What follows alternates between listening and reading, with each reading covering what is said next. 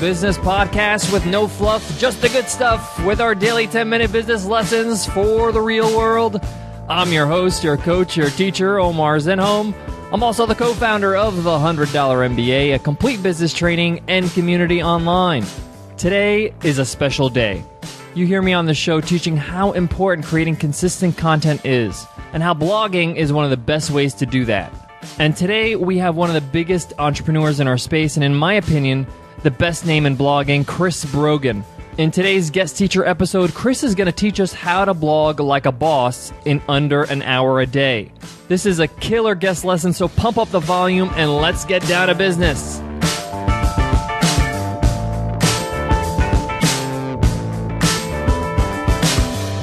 Today's episode of the $100 MBA Show is sponsored by DesignHill.com. As we all know, design is pretty important for any business, and some say the most important thing.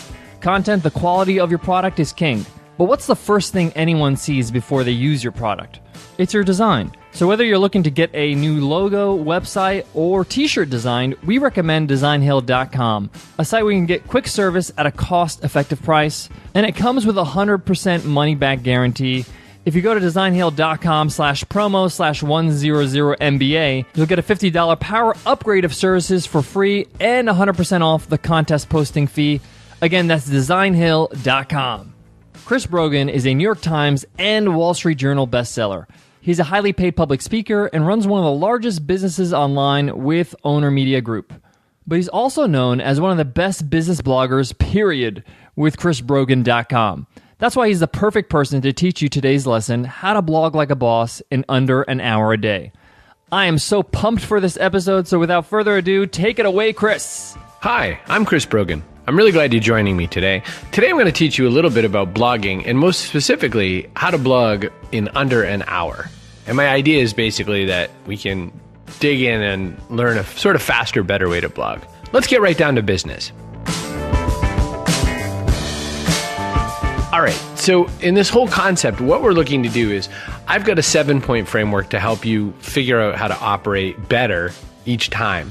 And that'll help you get some time to do the blogging. It's amazing how many times people say to me, it's really hard for me to blog. It's hard for me to blog every day. I really can't get it done.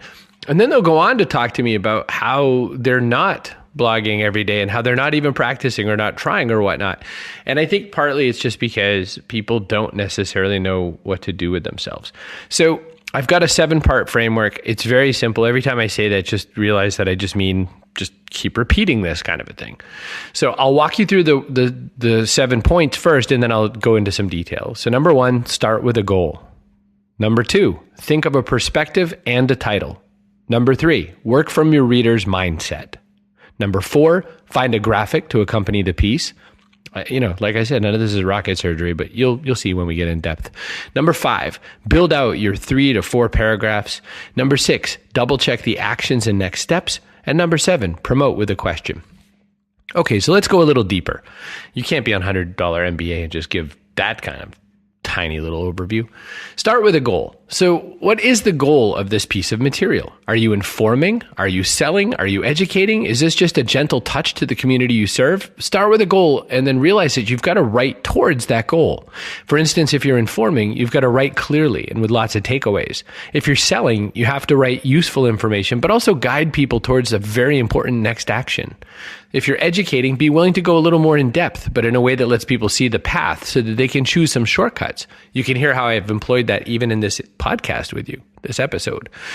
Gentle touch, just be personable. Make sure that this is really connective tissue type stuff, that you're sharing connections with others.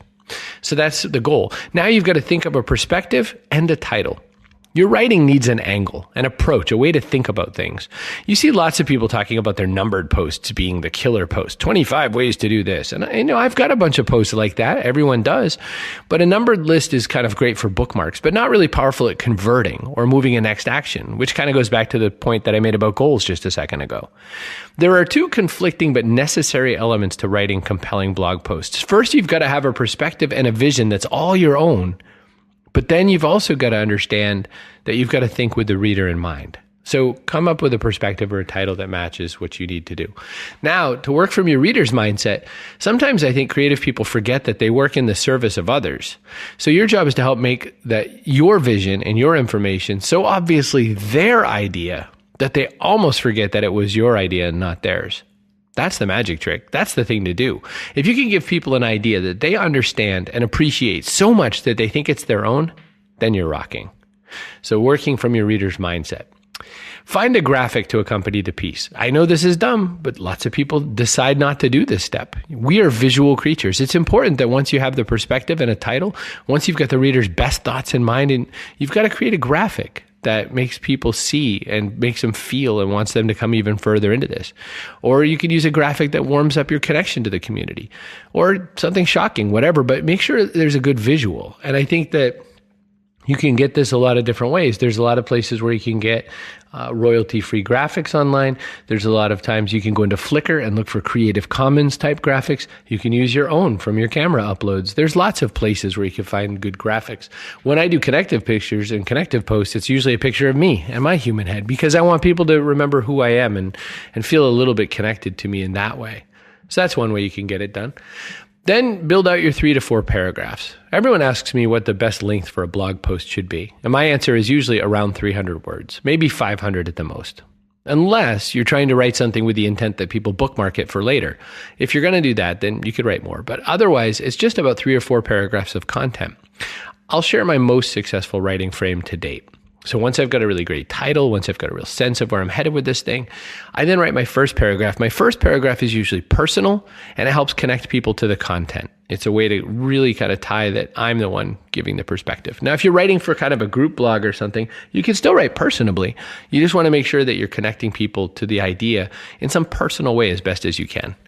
The second paragraph, I give people the very primary point and takeaway that you want them to have. A lot of times people try to put their most important points at the bottom of a post. I try to lead with them. I want people to understand really upfront what they're going to get.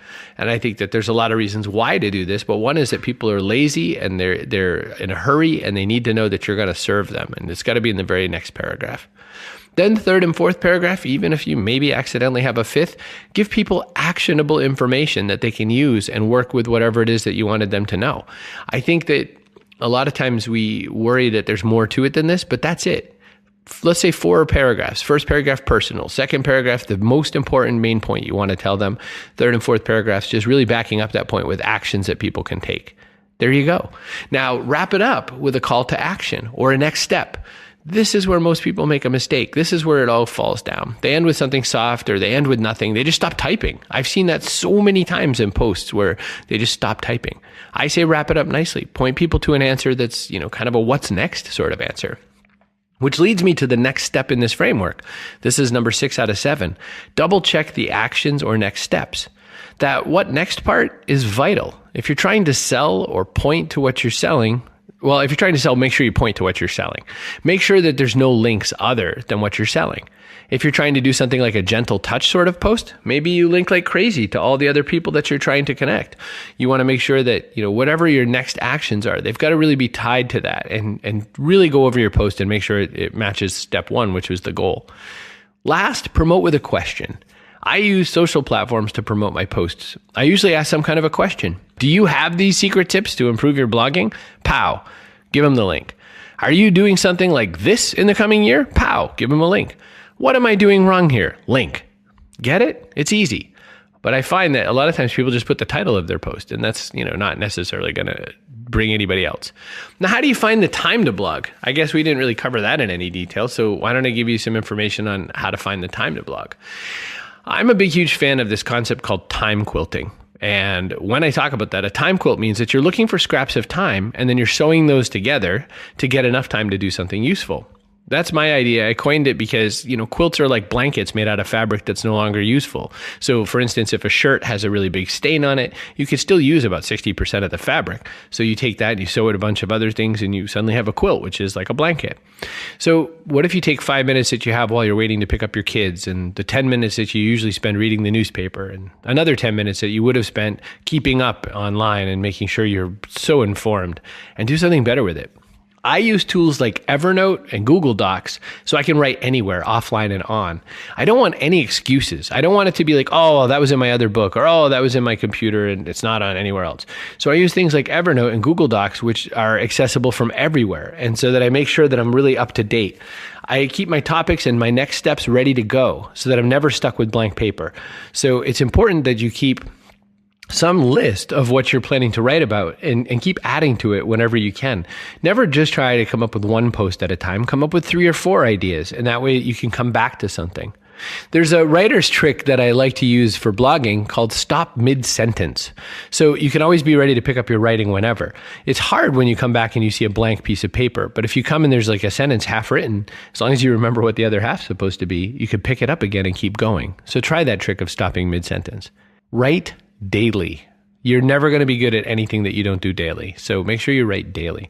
When people ask me, I can't believe you write 2,000 to 4,000 words a day, I say, yes, because I do it daily, whether or not I'm working on a book. It's 2,000 if I'm not writing a book. It's around 4,000 if I'm writing a book because I need post information. I need all kinds of material. So write daily.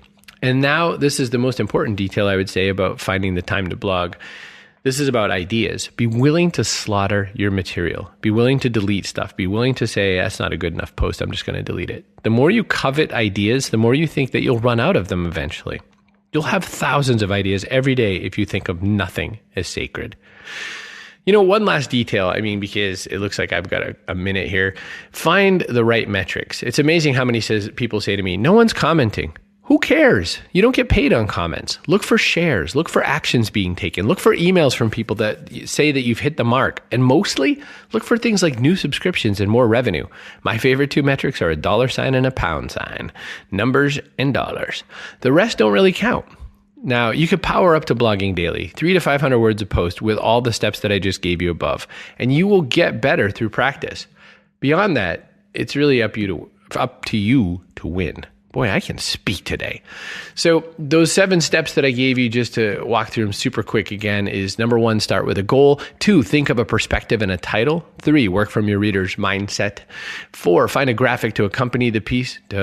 5, build out your 3 to 4 paragraphs. 6, double check the actions and next steps. And 7, promote with a question. Hope that was useful to you. I don't know. Seemed good to me, but what do I know? I'm Chris Brogan. If you want to learn a little bit more about this and blogging and that sort of a thing, you can go to, where do I want to put this? Let me hide it somewhere good. Go to chrisbrogan.com/bloggingmba. And that way I will give you the write-up PDF of what we just covered. How's that? chrisbrogan.com/bloggingmba. Thanks so much for your time. I appreciate it. This episode of the $100 MBA Show is sponsored by infofree.com. I know many of you are struggling to find new customers. Trust me, I've been there.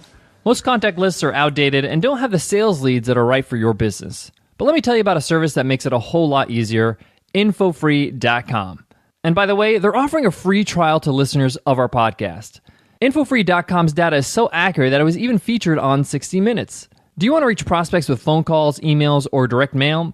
Infofree.com has you covered with its database of 14 million businesses and 220 million consumers. It gives you the power to target specific leads that are right for your business, and with this free trial, you have nothing to lose. Infofree.com has a free mobile app that gives you the ability to access all your sales leads and research any business before you call. Use the app on your iPhone or Android to qualify leads within seconds. To get a free trial of infofree.com, just go to infofree.com/MBA. That's infofree.com/MBA. Woo! That was a crazy good lesson from Chris Brogan. I love his simple 7-part framework. It makes sense, and it makes the whole blogging thing so much easier. If you're listening on your iPhone right now, just click on the cover art and you'll see today's show notes. You can access Chris's PDF. There's a link to it right there in the show notes. And while you're there, give us some iTunes love. Drop us a rating and review by clicking the easy link in there that says, give us a rating and review. And don't forget, everybody who gives us a rating and review enters our weekly draw to win a free ride to the $100 MBA Training and Community. That's over 180 video lessons, interviews with experts, workbooks, ask questions anytime, an amazing community forum. We give away a free ride every week. And all you got to do to enter is to leave us a rating and review on iTunes. Thank you in advance for that. Guys, I want to leave you with this. Chris is not only an insanely good blogger and business person, he's also a good friend of mine. Chris, to me, is a great person to study. He's actually a genuinely good person that cares. He's recently surprised me with some incredible acts of generosity, including doing this lesson that leaves me humbled. Chris, thank you. And thank you for showing us that good people make great entrepreneurs. Guys, when you find people like this in your space, study them, get to know them, and honor them because they deserve it. All right, guys, thank you for listening. You guys are amazing. I'll see you in tomorrow's episode. Take care.